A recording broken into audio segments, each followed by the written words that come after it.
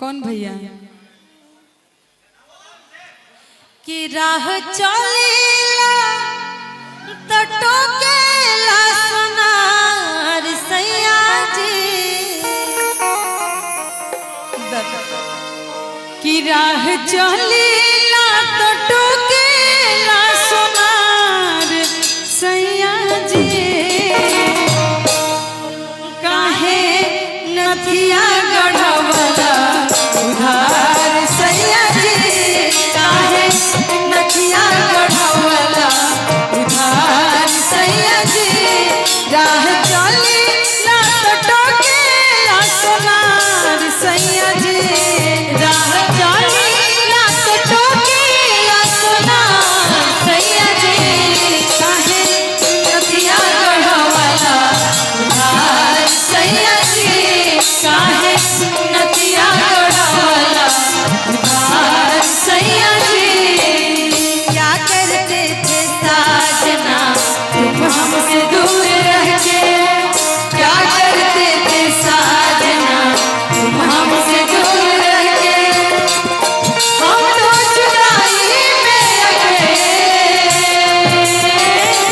चुप चुप के रोया करते थे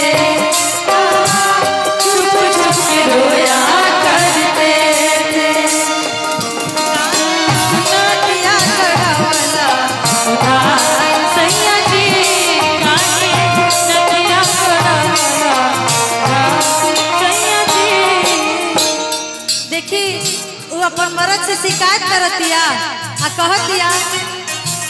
चल चाहे रहिया भाग चल चाहे गली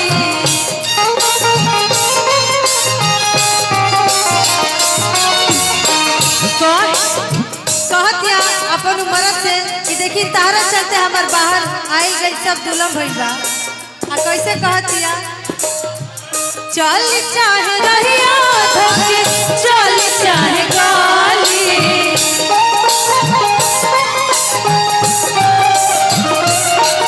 पहला सिहेने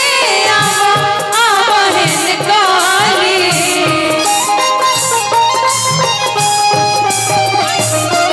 चल चाहे रहिया धोके चल चाहे गली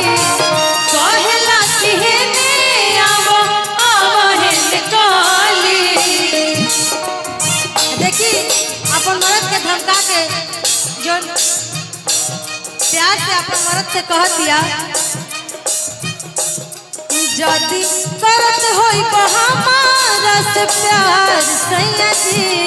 जदी करत होई हमारा से प्यार सैया जी जदी करत होई हमारा से प्यार सैया जी जाके आज मैं चुका दो उधार सैया जी जाके आज मैं चुका दो उधार सैया जी जाके आज मैं चुका दो उधार सैया जी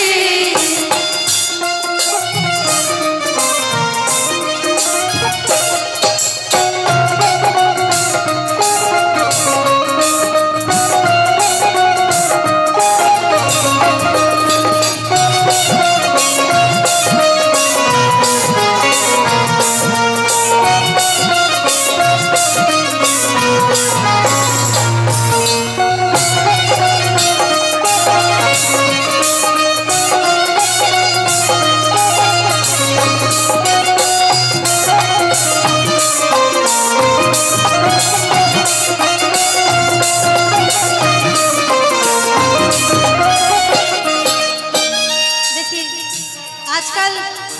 लोग बहुत ज्यादा जन देखा तो हम सब कोई प्यार करेला तू करेली हमहू करेला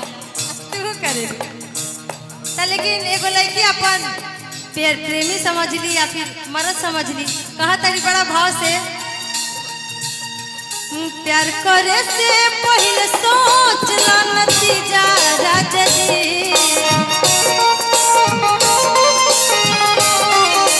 प्यार करे से पहले सोच ला नतीजा राजा जी